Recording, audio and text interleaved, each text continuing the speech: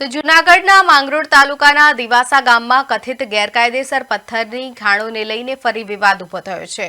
ગામની ગોચર જમીન પર નિયમો વિરુદ્ધ ખાણકામ થઈ રહ્યું હોવાના આક્ષેપો વચ્ચે ગામના સરપંચે ઉચ્ચ અધિકારીઓને લેખિતમાં રજૂઆત કરી કડક કાર્યવાહીની માંગ કરી છે.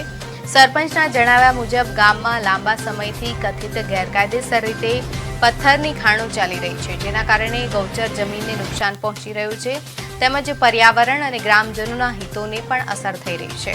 સ્થાનિકોનો દાવો છે કે અગાઉ પણ અનેક વખત ફરિયાદો અને રજૂઆતો કરવામાં આવી, પરંતુ અસરકારક કાર્યવાહી થઈ નથી.